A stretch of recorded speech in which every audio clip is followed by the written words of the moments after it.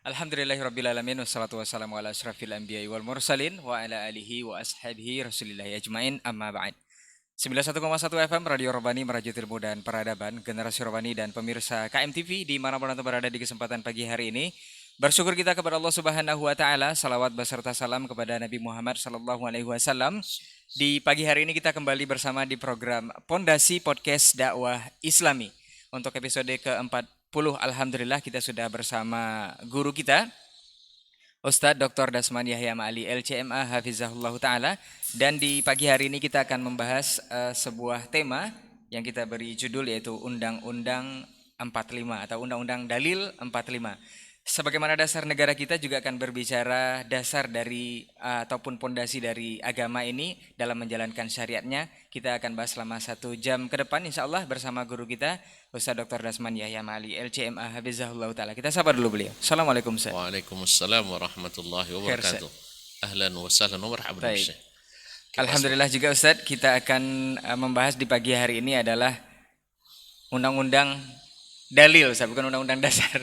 Tapi dalil sebenarnya menjadi dasar juga di agama kita Ustaz. Ini ada angka di belakang ini 45 ini, apakah ini akan menjadi tanda tanya juga untuk antum yang menyimak di pagi hari ini. Kita ketahui bahwa nanti akan perlahan masuk di 4 poin yang menjadi dalil dimaklumi oleh seluruh kaum muslimin menjadi dalil di agama kita atau sumber dalil. Nanti mungkin antum akan jelaskan Ustaz satu persatunya. Mungkin yang pertama akan kita ketahui dulu ini yang dikatakan dalil ini apa sebenarnya Ustaz. Kemudian apa yang sebenarnya bisa dijadikan dalil? Kriterianya mungkin ada atau apa sebagaimana di dalam agama kita ada poin yang akan dibicarakan nanti. Ini mungkin pertama dulu, dalil itu apa dulu Ustaz? Nah, fadhal Ustaz. Bismillah wassalatu wassalamu ala Rasulillah wa ala alihi wa sahbihi wa man walah wa ba'du. Fa uhayyikum bi tahiyyatil islamil khalidah, tahiyyati ahlil jannati fil jannah, tahiyyatuhum fiha salam. Assalamualaikum warahmatullahi wabarakatuh. Waalaikumsalam. Ahlan wa sahlan wa marhaban bikum fi hadzal liqa'il mutajaddid. Kita kembali diizinkan Allah pada pagi ini di waktu duha ini untuk sama-sama duduk berbincang-bincang santai, serius, santai sampai selesai. Dalam acara pondasi podcast dakwah Islami yang ditaja oleh 91,1 FM Radio Robani dengan Kampar Mengaji TV dan rekan-rekan di channel-channel yang bekerja sama dimanapun berada. Para pemirsa, para pendengar yang dirahmati Allah SWT, mohon izin kepada semuanya, alim ulama, cerdik pandai, tokoh adat, tokoh masyarakat, siapapun yang melihat ataupun mendengarkan acara ini, sebenarnya kita seperti katakan oleh saudara Kurai, bincang-bincang santai sampai selesai tentang masalah dalil. Nah, berbicara tentang dalil, dalil adalah kalimat sebenarnya kalau dijelaskan tambah tidak jelas ini. Sebab semua orang sudah tahu yang namanya dalil itu adalah petunjuk. Kalau dalam kamus Al-Mu'jam Al-Arabi seperti Lisanul Arab, mereka menerjemahkan ad-dalil itu dengan al-mursyid. Al-mursyid ya artinya adalah yang menunjukkan. Atau al-burhan, keterangan atau bukti. Atau al-bayyinah, juga bukti, atau al-hujjah atau hujjah, alasan. Dari perkataan mereka, dalla ala syai' yani yu'akkid wa yubayyin wujud hadha syai'. Misalan dalil siang hari terbitnya mentari misalnya, artinya yang membuktikan kita berada di waktu siang adalah terbitnya matahari. Atau misalnya waktu malam itu gelap, jadi gelap adalah dalilun ala lail, dan seterusnya. Nah, kalimat ini menjadi semakin bernilai di saat kita hendak menjadikan dia sebagai petunjuk dalam mengharungi kehidupan ini yang membuat kita selamat di dunia, bahagia di akhirat sana. Maka perlu adanya petunjuk atau dalil. Sebab sudah terbukti di saat orang mengabaikan dalil dalam menempuh kehidupan ini, selalu lahir adalah produk-produk jahiliyah yang tidak berdasarkan dalil, itu selalu menghasilkan kejahiliaan. Padahal manusia itu dari sejak awal diberikan Allah, semuanya diberikan akal. Ya, dengan kekuatan analisa yang ya hampir sama, bahkan mungkin ada mereka lebih hebat dari sisi kecerdasan daripada sebagian. Tetapi ketika tidak ada dalil, maka mereka pun menghasilkan, kalau pikiran menghasilkan pemikiran jahiliyah. Lalu dari situ mereka pun melahirkan keyakinan yang juga jahiliyah. Sampai kepada peribadatan. Di saat tidak berdalil, lahirlah peribadatan jahiliyah. Dan di saat mereka juga membuat aturan dan undang-undang, ketika mereka tidak mengindahkan dalil atau sama sekali tidak punya dalil, mereka juga akan mengeluarkan aturan-aturan jahiliyah. Sampai cara berinteraksi, cara berbudaya, bertradisi, bila tidak memiliki dalil atau mengabaikan dalil, dalam hal ini adalah petunjuk, maka mereka akan melahirkan produk-produk jahiliyah. Sebagai contoh, di saat seperti kata Abu Raja Al-Utaridi radhiyallahu anhu, kunna fil jahiliyah, seperti yang kita singgung pada pertemuan sebelum ini, idza ra'ayna hajaran tayyiban atau khairan ittakhasnahu sanaman. Kami bila melihat ada sebuah batu yang baik, yang punya kelebihan, kami jadikan dia sanam, jadikan kami berhala. Wa idza ra'ayna hajaran khairan minhu atau akhyar minhu ramainahu wa baddalnahu. Apabila kami melihat ada batu yang lebih baik lagi dari yang pertama, kami buang yang pertama, ambil lagi yang kedua. Jadi batu saja jadi sembahan. Demikian juga ketika orang berkeyakinan dengan tanpa dalil, hanya dengan perasaan dan pikiran, tidak sedikit pula manusia mempertuhankan manusia. Ya, mempertuhankan manusia karena menurut pikirannya dan perasaannya. Ya, seperti yang kita lihat, ada orang yang memenuhankan manusia, seperti dulu di masa-masa kekaisaran Persia misalnya, mereka sujud kepada Kisranya. Di masa-masa Romawi dulu juga mereka juga seperti itu. Atau di kebudayaan Cina dan India misalnya, mereka juga menuhankan manusia. Ada yang menuhankan hewan-hewan. Ya. Dan semua itu adalah mengikut rasa dan kira. Tanpa dalil. Atau meyakini sesuatu kesialan misalnya. Seperti kebiasaan orang jahiliyah dulu, bila pergi atau bepergian untuk mencari kehidupan atau ekspedisi dagangnya, mereka melepaskan burung. Bila burung terbang ke barat, tanda kebaikan. Bila burung terbang ke timur, tanda kemalangan atau tanda kerugian. Nah, bila ke kanan terbangnya, mereka jalan. Kalau ke kiri, tidak. Atau mereka meyakini misalnya menikah di bulan Safar adalah sebuah kesialan. Nah, hanya karena beberapa kejadian misalnya terjadi lalu dihubungkan dengan bulan itu. Ini semua kan tanpa dalil.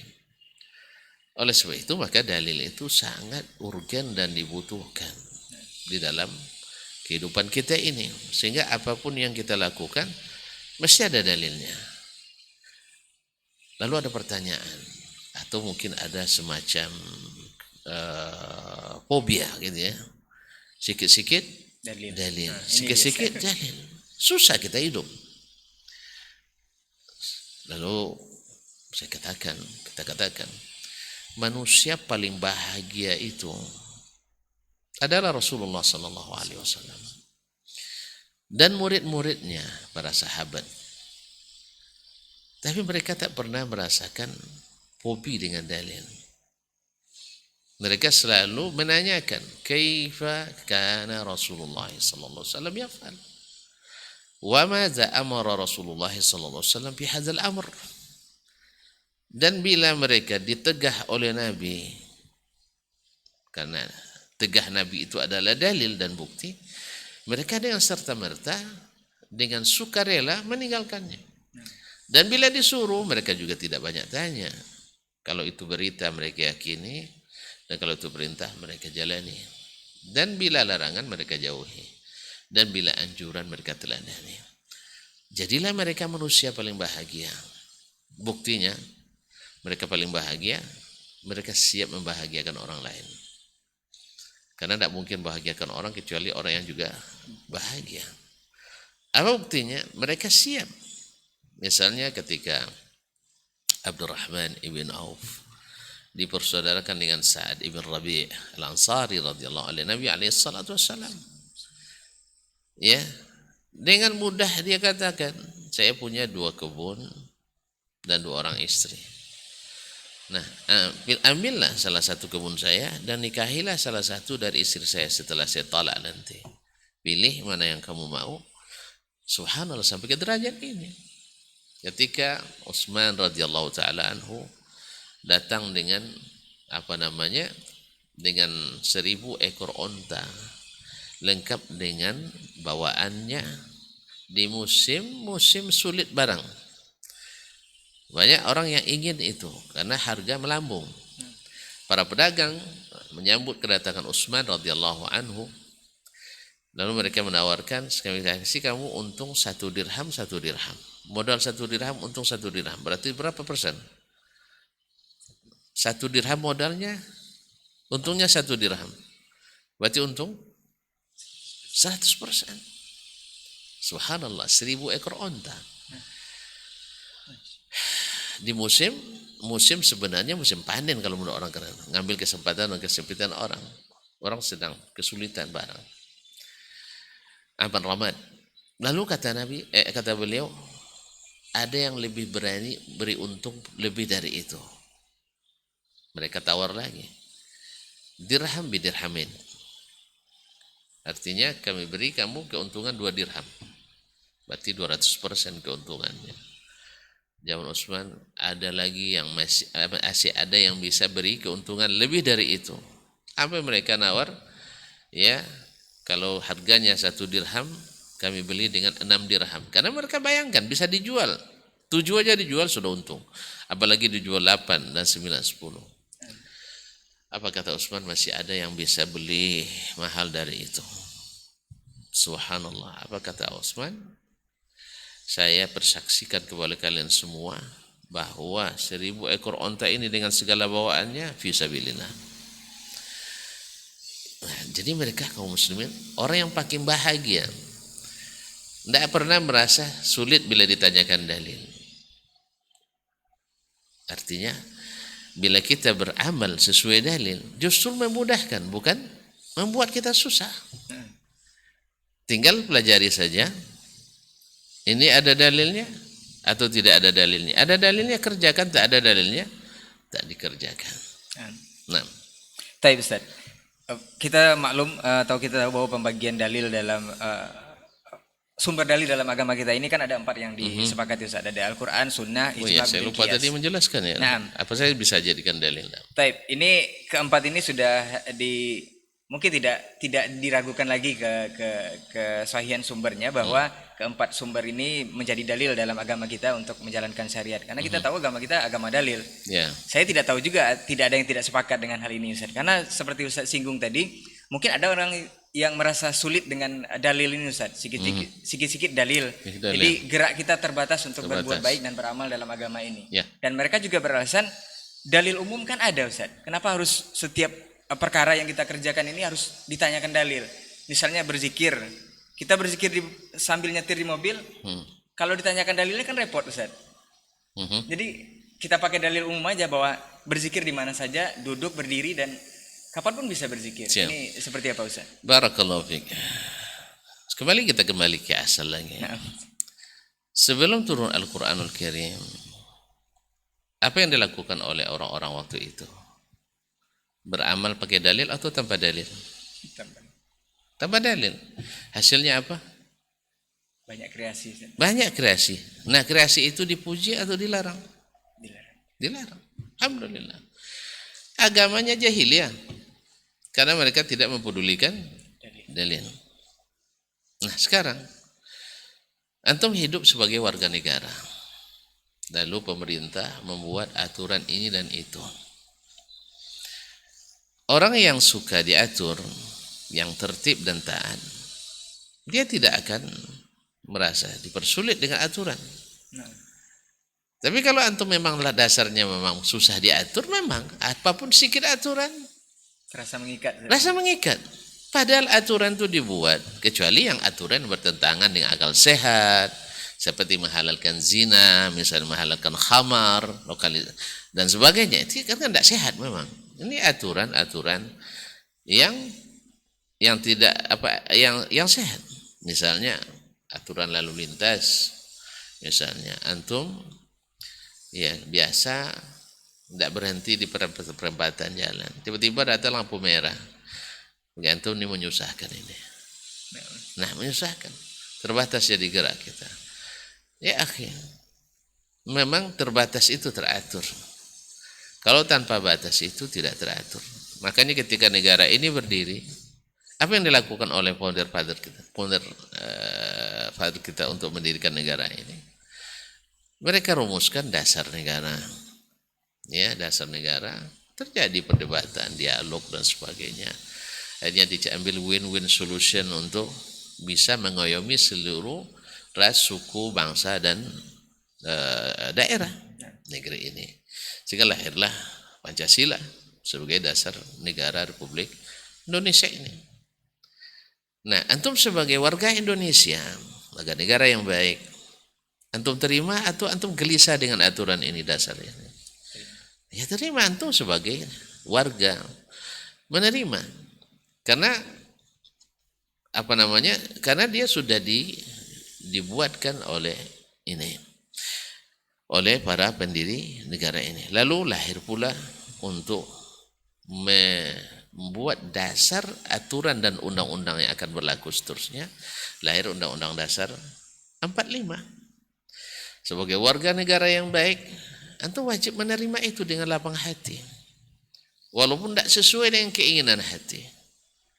Maka tidak dibolehkan antum melakukan apapun tindakan dalam negara ini kecuali mengacu pada aturan ini, undang-undang ini, undang-undang dasar. Demikian juga selanjutnya aturan-aturan dan undang-undang yang berlaku di bawahnya harus mengacu pada undang-undang dasar ini. Nah, bila tidak mengacu kepadanya, maka batal demi hukum. Nah, Allah Subhanahu wa taala telah menjadikan ya sebagai aturan dasar, undang-undang dasar dan begini agama ini yang berlaku sepanjang masa, sepanjang sejarah adalah Al-Quran dan Sunnahnya. Al-Quran dan Sunnahnya. Sebab Nabi kita Muhammad Sallallahu Alaihi Wasallam baru dia diikuti setelah dia mendapatkan itu keduanya, mendapatkan Al-Quran, mendapatkan Sunnah. Dan kemudian hukum-hukum yang berdasarkan kepada keduanya tadi. yang merujuk kepada keduanya. Maka ada beberapa dalil yang merupakan turunan daripada Al-Quran dan Sunnah itu yang disepakati oleh para ulama kita adalah Al-Quran, As-Sunnah, wal Ijma'. Dan ada yang keempat, yaitu Al-Qiyas. Itu ada yang mengatakan tidak menjadi dalil, tetapi dia hanya menjadi sebagai penunjuk kepada dalil. Sebagian mengatakan dia sebagai dalil. Tapi sebenarnya memang antara kedua pendapat ini menurut saya tidak bercanggah. Sebab apa? Tidak boleh mengkiaskan sesuatu kecuali yang kepada yang ada dalilnya. Mengkiaskan suatu hal yang tak ada hukumnya dalam syar'i kepada sesuatu yang juga tidak ada hukumnya dalam syariat tidak bisa dijadikan Dalil. sebagai dalil. Bisa dijadikan sebagai dalil. Karena dalilnya memang tak ada. Memang dalilnya enggak ada. Berarti sebenarnya kembali kepada dalil. Jadi yang tiga, Al-Quran, As-Sunnah, wal Ijma'. Al-Ijma' ini dalilnya dari Al-Quran dan Sunnah juga. Naam. Wa'tasimu bihablillahi jami'an wa la tafarraqu. Dan Nabi SAW mengatakan la tajtami'u ummati ala dhalalah. Umatku tak akan bersatu di dalam kesesatan. Nah, inilah 4 dalil ini. Ada tambah istilah yang lain-lain seperti al-masalih al-mursalah atau misalnya al-istihsan, istishabul asal dan sebagainya, tapi ini diikhtilaf para ulama atau amalu ahli Madinah, amalannya orang-orang Madinah. Tapi yang disepakati ini yang tiga, dan yang keempat qiyas. Ada sebagian yang menolaknya, tapi sebagian besar jamaahir ulama mengatakan qiyas adalah bagian daripada al-adillah asy-syar'iyyah. Jadi inilah dalil yang 4 itu. Lalu mungkin ada kan yang bertanya, terus dalil akal di mana letaknya? Kan begitu? Karena sebagian membagi dalil itu kepada naqli dan kepada akli, khususnya dalam bab akidah. Dan juga sekarang sudah masuk juga dalam bab muamalah atau bab al-ibadat. Nah, lalu kita katakan akal secara sendirinya dia bukan dalil. Akal secara sendirinya, secara independen tidak dikatakan dalil. Buktinya berapa banyak akal sebelum turun wahyu hasilnya adalah keluar dan menyesatkan. Kafirnya orang kafir karena dalalah akalnya juga. Syiriknya orang yang syirik karena berdalilkan akal juga. Ateis orang ateis karena berdalilkan akalnya juga. Cuman tidak akal sehat, itu masalahnya. Makanya akal itu ada yang sehat, ada yang tidak sehat. Gimana cara menentukan sehatnya? Tentu punya barometer, punya indikator. Bila dia tahu posisinya bahwa dia tidak lebih daripada dalil, maka dia akan sehat. Tapi kalau dia nak menguasai dalil atau menundukkan dalil, itu tandanya akal tidak sehat. Oleh sebab itu datang pernyataan sedikit daripada ulama, di antaranya Syekhul Islam Taimiyah rahimahullah dalam Dar'u Ta'arudul Aqli wan Naql, bahwasanya la yata'arad atau la yatanaqad baina ad-dalil as-sahih wal aqli as-sarih. Tidak mungkin bertentangan, bertembung antara akal yang sehat dengan dalil yang sahih. Kalau seandainya wa idza tanaqada fa imma ayakun al-dalil atau al-dalil an-naqlu ghairu sahih atau anna al-aqla ghairu sahih. Bila terjadi pertemuan, terjadi perselisihan atau pertentangan antara akal dengan dalil, dengan nas atau naqal, maka berarti ada salah satu dari keduanya yang tidak benar. Bisa dalilnya tidak sahih atau akalnya yang tidak sahih. Oleh sebab itu Ahlus Sunnah wal Jamaah menjadikan akal pada posisi mengikut ad-dalil. Sedangkan ahlul ahwa mereka menjadikan dalil mengikuti akal. Nah, baik. Ah, Berarti nah, itu poin yang keempat tadi Ustaz. ya, Al-Quran, Sunnah, Ijma, kemudian Qiyas. ya. Nah, kita tempatkan akal yang sharih ini menerima dalil di poin kelima Ustaz. Makanya jadi 45 untuk Aha. dalil undang-undang dalil nih Ustaz. Kemudian salah satu sumber dalil atau yang bisa dijadikan dalil ini sesuai hadis Nabi juga Ustaz. Sallallahu alaihi wasallam. Kita ikuti juga sunnahnya Khulafaur Rasyidin Ustaz. Yang dijamin surga, bahkan mereka juga diridhai Allah Subhanahu wa taala. Nah, Tapi di balik itu ada sahabat ini kan juga tidak terlepas dari salah dan benar Ustaz, karena Ya. tidak maksum. Ini bagaimana porsi kita menjadikan kegiatan ataupun amalan sahabat ini sebagai dalil ini Ustaz. baik. Nah, Ma'asyal ikhwah, ma'asyal akhwat yang dirahmati Allah SWT, ketika kita menyebutkan amalnya sahabat, kita bukan maksudnya setiap orang dari sahabat beramal langsung menjadi dalil. nah, Dia menjadi dalil padahal bertentangan dengan dalil syar'i. Enggak. Ada amalan sahabat yang kadang-kadang misalnya tidak sesuai dengan dalil syar'i dan dia masuk dalam amaliyah syar'i, maka kita katakan pertama bisa saja dia tersalah. Atau misalnya dia menerima sesuatu yang sudah dinasakh tapi tidak mengetahui dalil yang menasakhnya. nah, Ya kalau kita lihat, yang kita maksud dengan amal sahabat, misalnya sahabat sepakat mengamalkan itu atau sepakat meninggalkannya, sepakat mengamalkan Berarti- atau sepakat berarti ijma sahabat, meninggalkan. ijma Iya, sahabat. berarti. ijma sahabat. Nah, Atau sebagian mereka mengamalkan tapi tidak diingkari oleh yang lain dan tidak bertentangan dengan dalil, maka kita amalkan pula.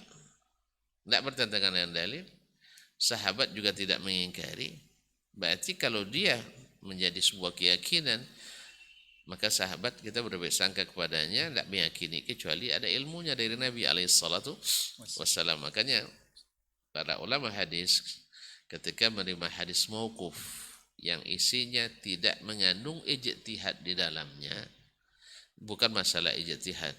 Apa maksud bukan masalah ijtihad? Misalnya cerita tentang jarak langit pertama dengan langit kedua. nah, Ini tidak bisa diijtihadkan. Sebab tidak ada gitu yang bisa naik mengukur langit itu ke atas. Tidak ada yang sampai ke situ. Oleh sebab itu, kemudian hukum langit dengan hukum bumi berbeda. Kalau ada misalnya mengukur jarak matahari sampai ke bumi sekian puluh juta kilometer, karena dia masih di bawah langit, nah, antara langit dan bumi. Misal, tapi kan masih kira-kira. Kemudian panasnya mentari diperkirakan sekitar 6.000 atau 60.000 derajat Celcius misalnya. Nah, itu kan juga masih perkiraan. Tapi kalau sudah jarak di atas langit lagi, ini kan sesuatu yang la majala la ijtihad fi. Tidak ada peluang untuk berijtihad di dalamnya. Atau apalagi dia bercerita tentang surga neraka. Nah, kalau sahih dari sahabat itu mauquf, para ulama menyebutnya sebagai hukumnya marfu, kecuali sahabat tersebut banyak menukil dari al-Israiliyat.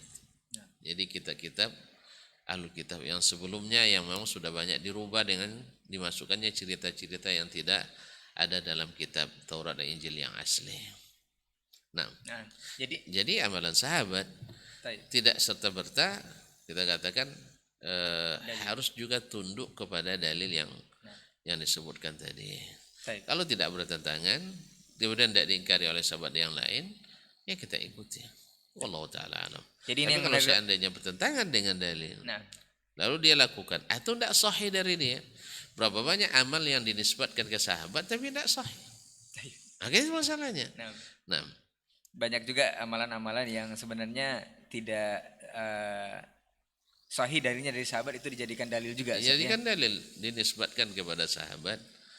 Ya, Mungkin ini yang dikatakan bahwa sahabat itu secara personal memang tidak masum Ustaz, ya. iya. Nah, Nah, tapi berikutnya Ustaz, ini yang menarik lagi di kalangan masyarakat kita khususnya yang beragama yang harus berdasarkan dalil Ustaz. Katanya dalilnya kan Al-Qur'an Sunnah juga Ustaz. ya, Al-Qur'an Sunnah, Al-Qur'an Sunnah. ya. Tetapi hasilnya atau pemahamannya kok beda Ustaz? Pemahaman siapa yang harus diikuti? Kalau memang pemahaman para sahabat, justru tadi sahabat saja menggunakan akal dan logikanya untuk memahami dalil itu sendiri. Ya, ya. Ini bisa berbeda itu kenapa Ustaz?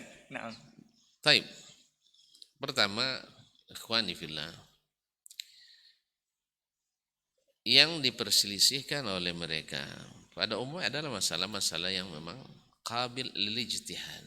nah, Kalau istilahnya dengan pemahaman. Tapi ada sebab-sebab lain yang menyebabkan perselisihan itu di antara para sahabat. Misal,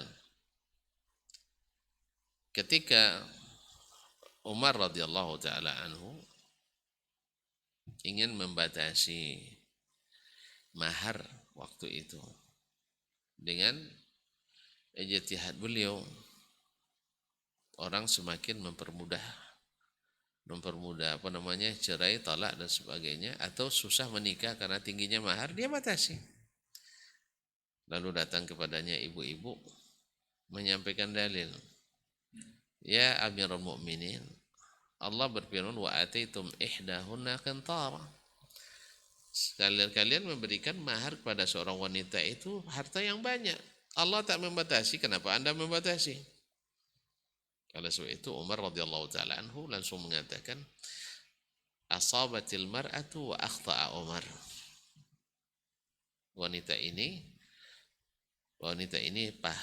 benar dan Umar yang salah. Dia kembali cabut keputusannya yang membatasi mas kawinnya para wanita waktu itu. nah, Ada kalanya, masyaallah ikhwan yang dirahmati Allah Subhanahu wa taala, dalil yang sampai kepadanya sudah nasakh misalnya, tapi dia tidak sampai kepadanya ayat yang menasakh tersebut atau hadis yang menasakh itu. Seperti ada yang masih berpendapat nikah mut'ah itu masih dibolehkan.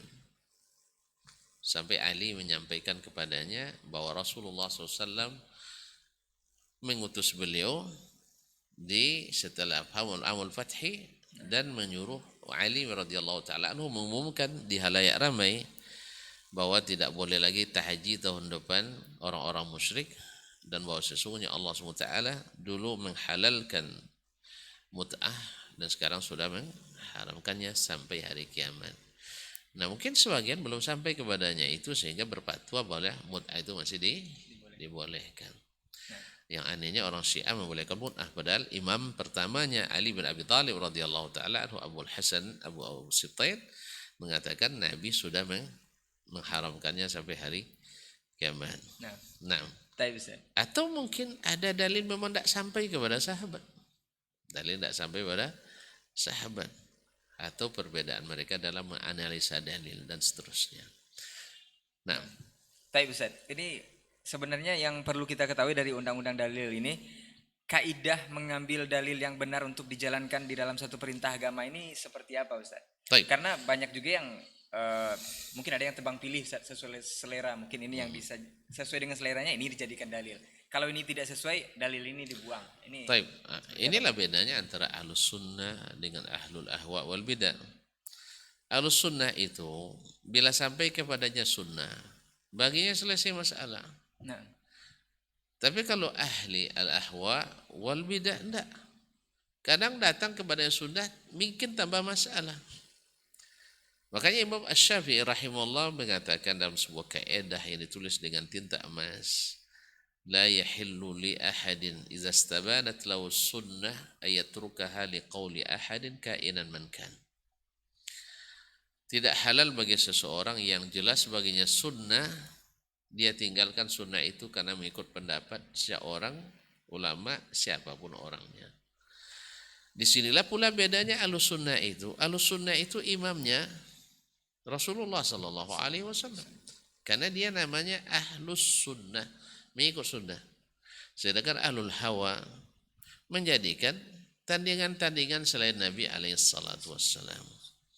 Harus di bab akidah mesti ini imamnya, bab fikih ini imamnya. Akhirnya apa? Nanti orang seberang sana bilang enggak. Kalau ahlus sunnah di negeri kami mesti imamnya ini, imamnya ini, imamnya ini. Oleh sebab itu, kapan umat Islam ini bisa bersatu? Nah, yang kedua di dalam bahkan mungkin di negeri sendiri, kita juga tidak akan sepakat dengan menentukan siapa yang menjadi imam kita.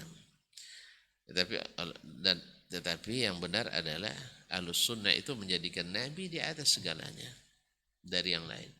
Seperti kata Imam Syafi'i rahimahullah, Allah tidak menjadikan bagi seorang makhluk pun diberikan hak taat kepadanya secara mutlak selain Nabi Muhammad sallallahu alaihi wasallam. Maka tidak mungkin kita melakukan wala dan bara, ya apalagi sesama muslim hanya karena Imam Syafi'i, Imam Abu Hasan Asy'ari. Tidak, kita wala dan baraknya karena Nabi alaihi salatu wasallam. Makanya ketika datang dalil justru menambah tidak selesai masalah. Apa sebab? Sebab dia tidak memperhatikan dalil. Dalil itu harus mengikut apa yang dia yakini. Dalil itu harus mengikut apa yang dia kerjakan. Padahal kan tidak. Mau contoh misalnya sekarang kita akan melalui bulan Ramadan atau bulan Sya'ban ini. Ini mungkin banyak ada yang memperingati nisfu Sya'ban dengan melakukan acara tertentu, zikir tertentu. Alasannya apa? Hadis juga. Karena Nabi SAW mengatakan, "Iza kanat lailatul nisfi min Sya'ban, ittala Allahu ala jami' khalqih, fayaghfir liman fil ardi illa lirajulaini musyrikin wa musyahin." Apabila masuk 10 malam pertengahan bulan Sya'ban, Allah memperhatikan hamba-hambanya penduduk bumi ini. Allah bagikan ampunan bagi setiap orang kecuali 2 orang, musyrik dan orang yang musyahin, itu tidak berbaikan dengan saudaranya. Nah, sekarang Nabi yang menyebutkan itu sallallahu alaihi wasallam. Ya harusnya beliau karena itu malam pembagian ampunan, harusnya Nabi dan para sahabat melakukan itu. Berkumpul beramai-ramai menyambut setengah malam pertengahan malam pertengahan Sya'ban itu. Lalu ternyata tidak ada. Nah, sekarang sunnahnya Nabi menyambut malam pertengahan bulan Sya'ban itu sama enggak dengan kita? Paham enggak? Ya. Nabi ketika berlewat dulu bulan Sya'ban, berapa kali Nabi melewati pertengahan bulan Sya'ban? Pasti lebih harus paham dulu kapan diwajibkan puasa Ramadan. Nah, gitu kan? Puasa Ramadan tahun berapa diwajibkan? Tahun kedua Hijriyah. Berarti kalau Nabi wafat tahun ke-11, berarti Nabi berpuasa berapa kali?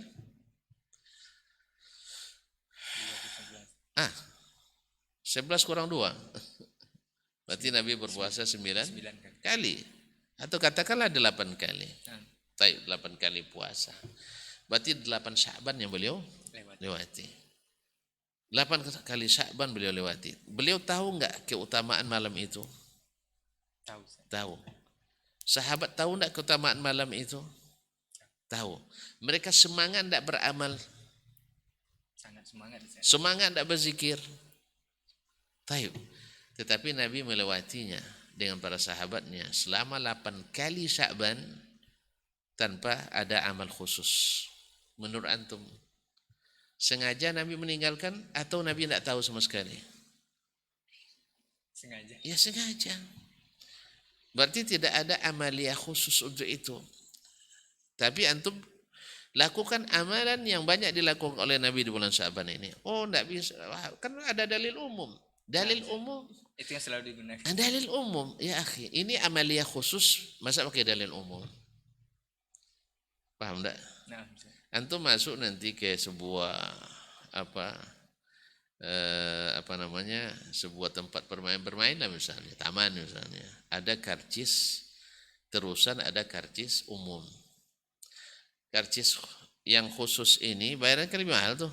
Nah, antum bisa menikmati apapun permainan di dalamnya, tidak bayar lagi, sah? Amanah? Karena antum punya dalil khusus. Nah, Sedangkan karcis umum itu hanya antum masuk kawasan-kawasan umum, pergilah tapi tidak bisa menikmati yang khusus. Paham maksudnya? Nah, sekarang antum nak membuat amalia khusus pakai dalil umum, boleh apa tidak? nggak boleh harus. Tidak boleh. Oke lah, sekarang dalil umum. Umumnya Nabi selama 8 Sya'ban yang dia lalui, ada nggak dia mengamalkan? Berarti tidak. Nabi pakai dalil umum kan? Dalil umum meninggalkannya. Tapi ada tambahannya Ustaz, dalil umumnya Ustaz. Seperti contoh kita dalam Al-Quran kan ada, menurut mereka kan ada hewan-hewan yang dibolehkan untuk dimakan dan hewan-hewan yang tidak bolehkan untuk dimakan Ustaz. Biasanya kalau yang di air itu insya Allah semuanya halal. Ini kan tidak disebutkan satu persatu Ustaz. Misalnya harimau haram, misalnya sapi halal, kan tidak disebutkan satu persatu jenisnya Ustaz. Ini kan dalil umum ini. Masya Ini yang Allah. dijadikan. Baik. Nah, siapa yang bilang enggak? Ada dalil umum untuk masalah duniawi, Nabi bebaskan sebebas-bebasnya. Nah, antum a'lamu bi umuri duniakum. Ini kaidah umum. Kulu washrabu wala tusrifu, kaidah umum makan. Ini makanya para ulama dari umumnya ayat-ayat dan hadis-hadis Nabi SAW dan amalnya as-salaf, mereka membuat satu kaidah yang menjadi rujukan bersama kita. Al-aslu fil asya al-ibahah. Hukum asalnya segala sesuatu itu boleh. Illa madallal dalilu ala man'i atau ala hadari. Kecuali ada dalil yang melarangnya. Nah sekarang ikan sesuatu iya. Buah itu iya. Nah, hukum asalnya ketika antum bertemu dengan hal-hal yang sifatnya duniawi ini, jangan tanya dalil yang melarang. Apa sebab? Tidak ada manusia disesatkan gara-gara dia makan nasi, yang lain makan sagu. Tidak ada yang sesat. Sah? Tidak ada Nabi melarang orang memakan sesuatu yang di negerinya dimakan, di negeri beliau tidak dimakan, selama tidak diharamkan secara spesifik. Berarti di sini kita pahami dalil umum segala sesuatu masalah duniawi dibolehkan. Sebaliknya Nabi melarang melakukan sesuatu dalam masalah agama ini kecuali yang dibolehkannya. Jadi dilarangnya untuk melakukan sesuatu kecuali yang dibolehkannya. Kalau di sana dibolehkannya memakan segala sesuatu pakai sesuatu kecuali yang dilarangnya. Makanya lahir lagi kaidah al-aslu fil ibadat al-mana' atau al-hadar. Hukum asalnya masalah ibadah itu dilarang sampai ada dalil illa dalilu ala ibahati, kecuali ada dalil yang membolehkannya. Makanya mengada-ngada dalam agama ya, banyak orang yang dihukum sesat olehnya. Tapi ketika orang makan McDonald yang sebelumnya tidak ada McDonald di Mekah, Madinah nggak ada. Saya belum pernah mendengar ulama yang mengatakan telah lahir bid'ah baru, yaitu para penikmat McDonald atau burger. Tidak ada. Tidak ada orang dibid'ahkan dengan itu. Atau ketika ditemukan HP, sepulan telah buat aliran baru, aliran HP. Tidak ada. Karena itu hukum asal tidak pernah dijadikan sebagai pembid'ah orang. Tapi ketika dijadikan dia untuk suatu masalah ibadah, itu baru nanti. Coba lihat. Kalau mulai HP digunakan untuk ibadah, orang sudah mulai membahasnya. Ini aliran atau tidak?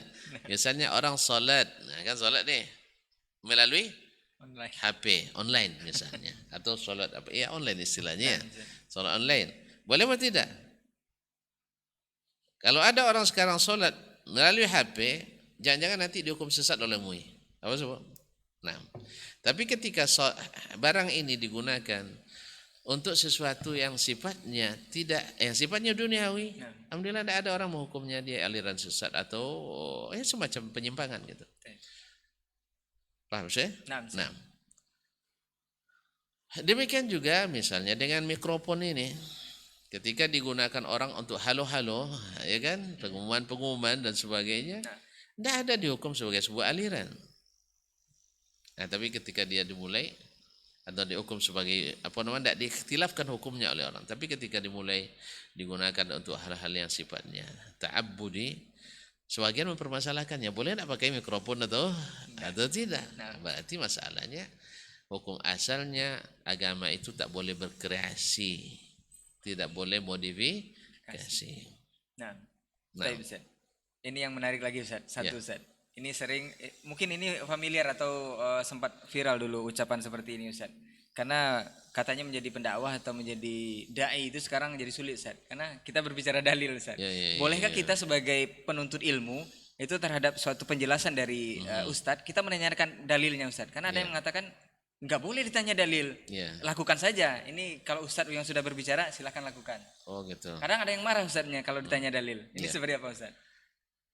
Pertama, orang yang ketakutan, atau kalau saya ilustrasikan, kalau orang bicara tentang harga-harga naik, duit antum banyak, takut antum? Enggak Ustaz. Kecuali orang pelit antum, iyalah. Orang pelit atau memang tak ada duit. Tak ada duit. Tapi kalau orang yang, mohon maaf, akhirnya tinggal di ongkang-ongkang kaki aja sampai mati, tidur makan, duitnya ada untuk itu. Orang nak naik harga, dia tidak peduli. Sah? Buktinya ketika negeri ini resesi ekonomi tahun 98 yang lalu, tambah banyak orang pergi haji dan umrah. Sebelum itu antrian tidak sepanjang sekarang. Tapi setelah itu antrian, ternyata banyak duit orang nih rupanya. Tersimpan aja selama ini. Nah, Allah musta'an. Jadi demikian juga orang yang punya ilmu tak perlu khawatir ditanyakan dalil. Karena memang apa? Stoknya banyak. Makanya orang yang berada di dalam kebenaran, ada dalil, tidak pernah risau disalahkan. Apa sebab? Anda melakukan ini, alasannya apa? Nih, kalau Allah, kalau Rasulullah Sallallahu Alaihi Wasallam. Tapi kalau dia melakukan tak punya alasan ilmu, maka dia akan kebingungan. Tidak bisa lagi kita cerita, tidak bisa lagi ceramah ini. Dan manusia, dan memang pernah kejadian apa? Kejadian menarik juga, pernah salah seorang syekh atau seorang ustaz kita di sini. Beliau sudah meninggal rahimahullah ta'ala, ini yang cerita langsung ke saya. Suatu hari seorang ustaz minta ustaz yang lain mewakilinya untuk kajian ceramah di sebuah kawasan di Pekanbaru, ini agak jauh dikit, arah jauh sedikit. Ya, karena seluruh candaan sesama ustaz, dia bilang, tapi ingat ya, amplopnya tipis katanya. Amplopnya tipis. Dia sama ustaz yang disuruh mewakili ini, nggak apa-apa, saya kan tidak pernah cari amplop, yang penting isinya katanya. Masyaallah. Akhirnya pergi dia, ustaz itu pergi mengisi, menggantikan yang tadi, yang awal, yang asal. Lalu apa, setelah pulang dikasih sama kajian ibu-ibu, kasih amplop. Biasa lah ustaz, biasa nerima amplop kan udah biasa, sudah rahasia umum itu kan. Akhirnya pas pulang dibukanya, ternyata dikasih orang 500.000. Nah, kan dalam kota 500 kan banyak tuh kan. Waktu itu, apalagi waktu itu. Lalu dia telepon yang tadi, ustaz yang asal tadi. Apa namanya? Ustaz, ini banyak dikasih kata. Oh, ibu tuh mungkin salah kasih itu katanya.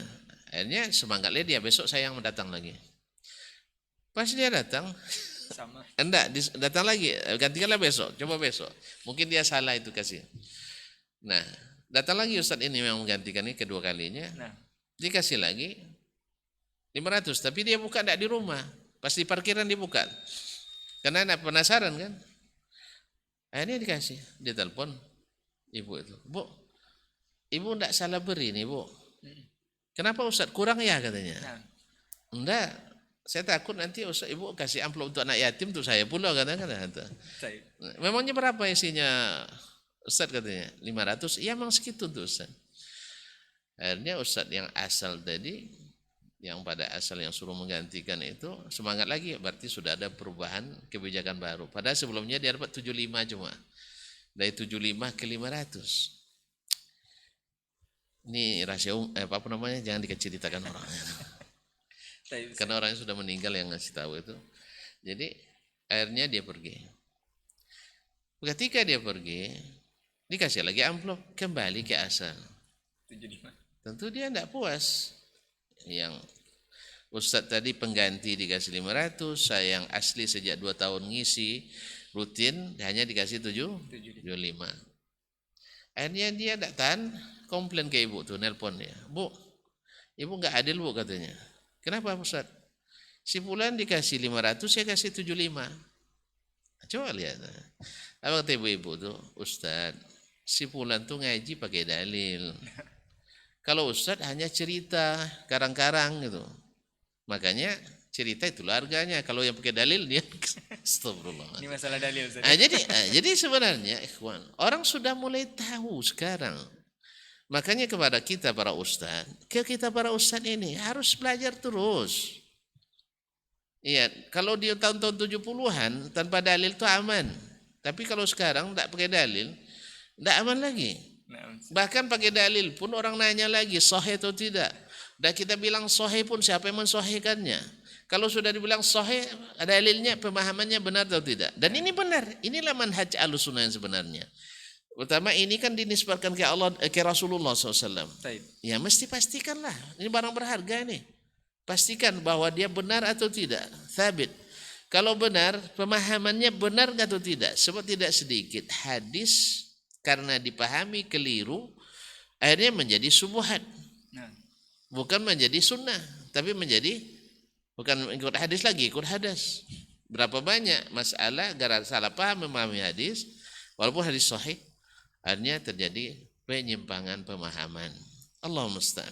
nah, Nah oleh sebab itu, nah kenapa kita mengatakan harus berdalil? Ini perintah Allah SWT. Wala taqfu ma laysa laka bihi ilmun. Jangan kamu mengikuti sesuatu yang tidak ada ilmunya. Nah ilmu itu dalil tuh. Ada ibadah, mana dalilnya? Enggak ada dalilnya, dalil umum saja. Ya akhi, dalil umum dipahami secara umum, jangan dikhususkan. Tadi kan masalah zikir, fazkurullaha zikran katsiran, fazkurullaha qiyaman wa qu'udan wa 'ala junubikum.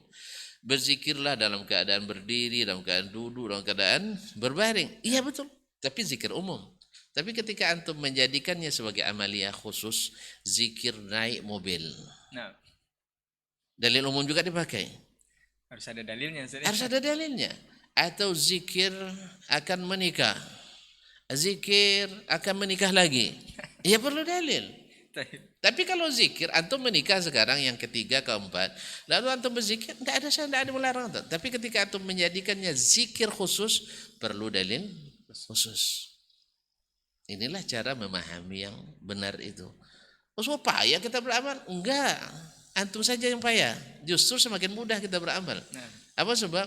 Ada zona umum bebas kita berbuat, ada zona khusus tak lakukan kecuali dengan izin khusus, selesai masalah. baik. Justru ketika antum membuat amalan baru ini, bikin masalah baru bagi umat. Bagi umat. Tidak, pasti akan memancing perselisihan. Setiap melakukan sesuatu yang tidak berdalil, selalu menimbulkan perselisihan. Habis itu yang dituduh macam bola umat siapa? Yang tidak melakukannya. Oh kami tidak biasa melakukannya, Anda melarang-larang. Saya tidak melarang, saya mengingatkan. Allah katakan wala taqfu ma laysa laka bihi ilmun. Oh ada ilmunya, ada ustadznya. Ya akhi, Allah dan Rasul, nah Allah telah mengutus Rasul untuk menjelaskan apa yang dimaksud dengan apa yang dia suruh itu zikir itu. Maka Nabi ajarkan kita zikir menjelang tidur. Nah, Nah, apa zikir malam tidur? Misalnya ayat kursi, 2 ayat terakhir menjadi surah Al-Baqarah, kemudian qul huwallahu 3 kali, qul a'udzu birabbil falaq 3 kali, qul a'udzu birabbin nas 3 kali.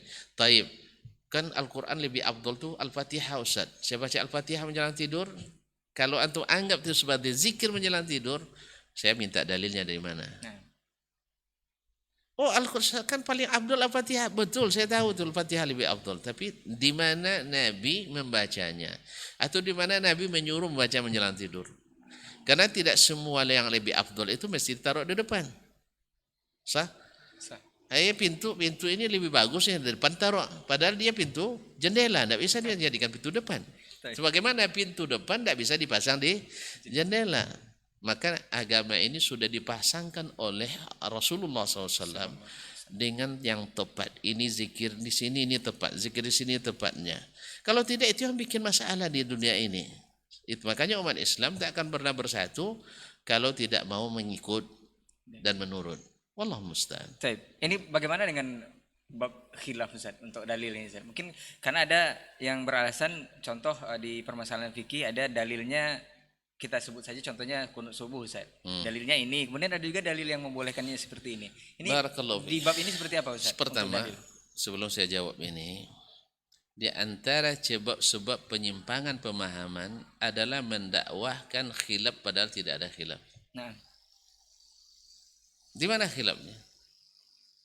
8 tahun Nabi mengalami Sya'ban, tidak ada khilaf di antara mereka. dalil umum meninggalkan saja. Dalil umum meninggalkan. Tidak khilaf. Datang belakangan dianggap masalah khilafiyah. Jelas? Nah. Jadi khilaf yang dibuat-buat. Atau misalnya masalah kenduri. Tidak ada khilaf di antara mereka. Tidak ada 3 hari, tidak ada sebulan dan sebagainya. Lalu tiba-tiba di belakangan dijadikan masalah khilaf. Dia bukan masalah khilaf. Jelas ya? Nah, adapun masalah yang berkhilafnya karena dalil, alhamdulillah, ini tidak pernah membuat Imam Malik dengan Imam Syafi'i saling tidak tegur sapa. Ya, tidak membuat antara Imam Ahmad bin Hanbal dengan Imam Asy-Syafi'i untuk berpisah masjid. Sah? Nah, berpisah masjid. Apalagi mendemo. Apalagi ketika Syafi'i buka kajian di Madinah dipersekusi sama jemaah Malik bin Anas, enggak ada. Kenapa? Karena ini khilafnya berdalil. Kalau ini mempertahankan sesuatu yang tidak berdalil, kadang bermain-main apa pula, bermain-main bahasa gitu. Tahlilun dengan tahlilan.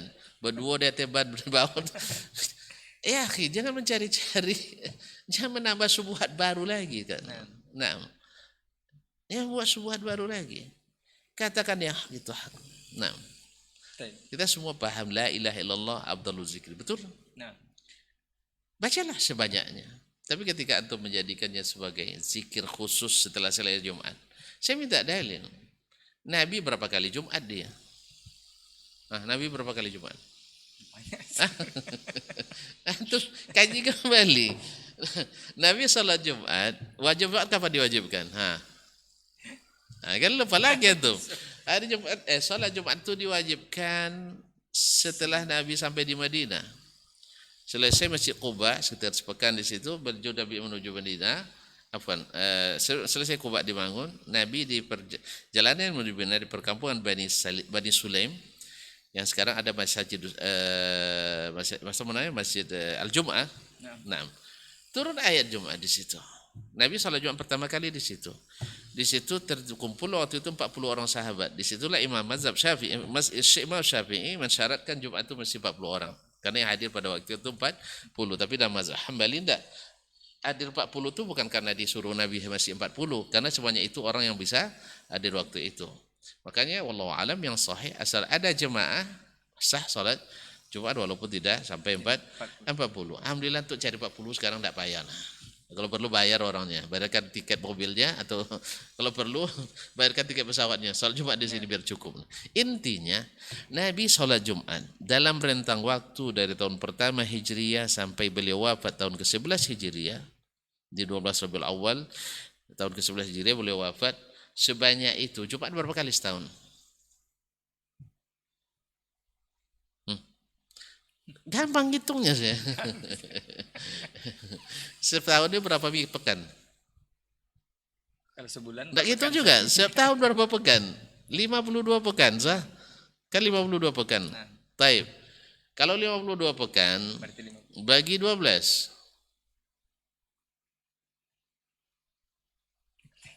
Hah?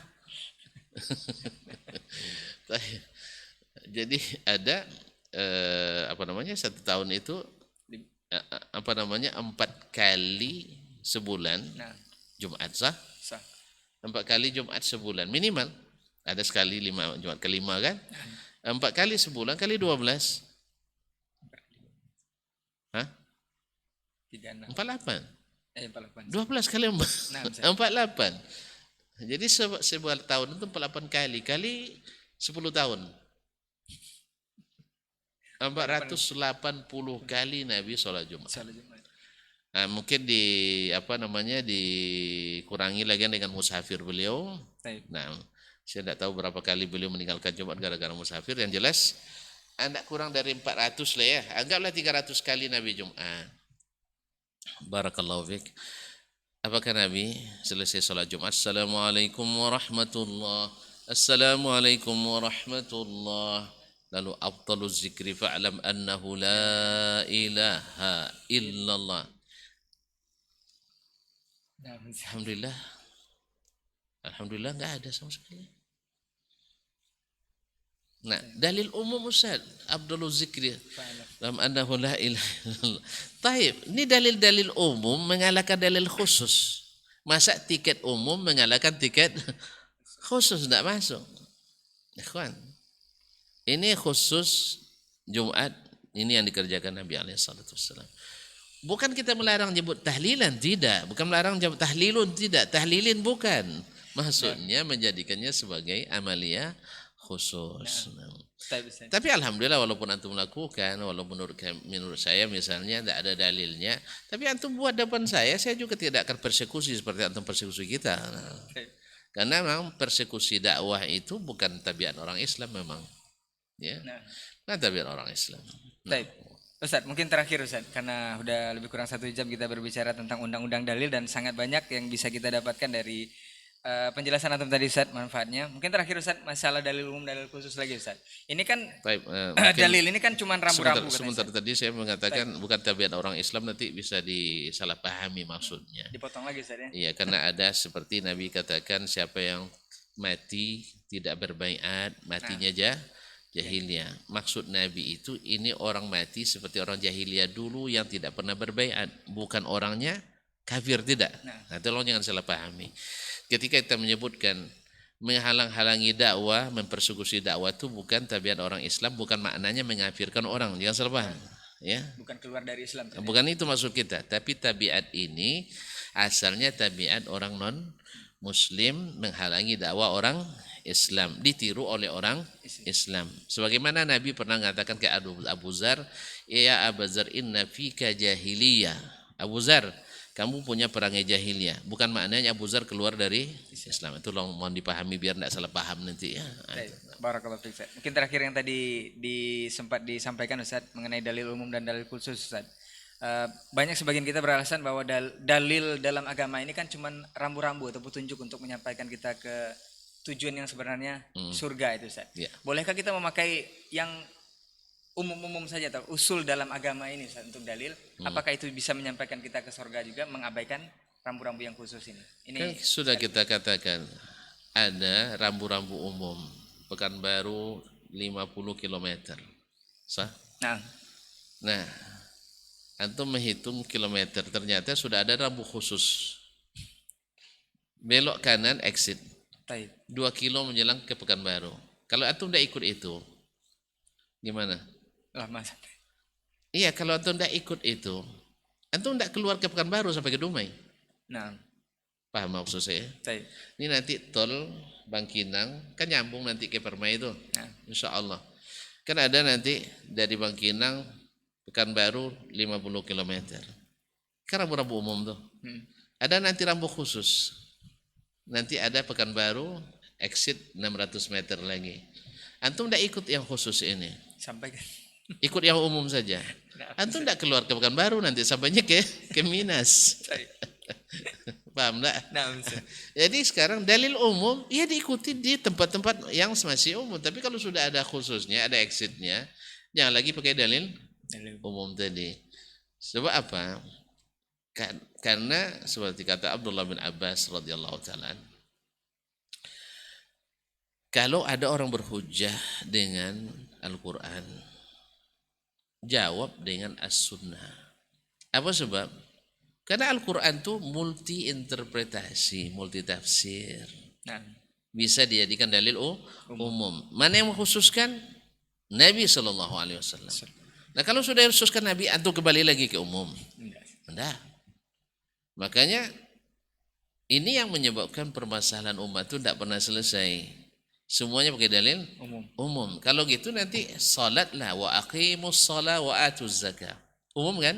Umum, Ustaz. Salatlah kapan kamu mau, di mana kamu mau, bisa begitu? Bisa. Bisa. Kalau pakai dalil umum, Ustaz. Pakai dalil umum bisa, tapi kalau nanti antum salat di kuburan. Wa aqimus shalah ya Syekh. Sah? Atau sholat antum setelah sholat subuh sholat sunat, apakah Allah akan menyiksa saya gara-gara saya sholat? Nah itu dia. Ya enggak. Cuman antum disiksa Allah gara-gara menyalahi sunnah. Berarti menyalahi sunnah disiksa? Iya. Wal yakhshal ladzina yukhalifuna an amrihi wal yahzaril ladzina yukhalifuna an amri an tusibahum fitnatun aw yusibahum adzabun alim. Hendaklah berhati-hati orang yang menyalahi perintah Nabi alaihi salatu wassalam, nanti dia dah kena fitnah. Inilah fitnah itu, membuat kita tak pernah aman. Yang kedua, atau ditimpa azab yang pedih. Makanya Sa'id bin Musayyib rahimahullah ketika melihat ada orang yang sholat sunat di Masjid Nabawi, 1000 kali sholat nilainya, setelah sholat subuh dilarang oleh beliau. Orang tadi tidak terima dilarang. Ayu'adzibunillahu ala salat, apakah Allah menyiksa saya gara-gara sholat? Kata Sa'id, enggak. Orang sholat tidak mungkin disiksa Allah. Tapi kamu menyalahi sunnah sholatnya. Sebagaimana orang yang sholat, fawailul lil musallin. Orang sholat kena laknat juga. Kena neraka wel. Kenapa? Alladzina hum an salatihim sahun. Karena mereka lalai dari sholatnya. Barakallahu fiik, Ustaz. Oleh sebab itu maka tidak bisa katakan memang jalan ke surga itu banyak. Tapi ikuti jalan yang sudah dibuat, jangan merintis jalan baru. Iya, jangan merintis jalan baru. Taib. Alhamdulillah, justru abwabul khairi katsiratun jiddan. Bab kebaikan itu sangat banyak dan itu sudah dibukakan oleh Nabi alaihi salatu wassalam baik secara umum maupun secara khusus. Yang umum lakukan secara umum, jangan dikhususkan kecuali dengan dalil. Yang khusus jangan pula dibuka secara umum. Ya. Nah, misalnya yang terbaik dalam Al-Quran surah Al-Fatihah, baca dalam sholat misalnya, tapi jangan dalam setiap munasabah misalnya. Nah, Allah Ta'ala. Taib, jazakallah khairan Ustaz untuk perbincangan kita di pagi hari ini, Ustaz. Mudah-mudahan ini akan membawa manfaat bagi seluruh kaum muslimin, khususnya untuk dasar sebenarnya dalam kita beragama ini adalah dalil, Ustaz. Ya. Jadi untuk dalil umum tempatkan di umum, dalil khusus tempatkan di khusus. Jangan menyalahi aturan yang sudah dibuat oleh Allah dan Rasulnya, insya Allah. Jazakallah khairan Ustaz untuk waktunya dan bincang-bincangnya dan juga ilmunya. Mudah-mudahan bermanfaat untuk kita semua, khususnya untuk antum yang menyimak di kesempatan pagi hari ini. Insya Allah di pekan depan kalau waktu memungkinkan kita akan bersama lagi dengan tema yang berbeda, insya Allah. Afwan untuk semua salah kata dan khilaf bicara, kita tutup dengan doa kafaratul majelis. Subhanakallahumma wa bihamdika asyhadu an la ilaha illa anta astaghfiruka wa atubu ilaik. Wassalamualaikum warahmatullahi wabarakatuh. Waalaikumsalam warahmatullahi wabarakatuh. Masya Allah.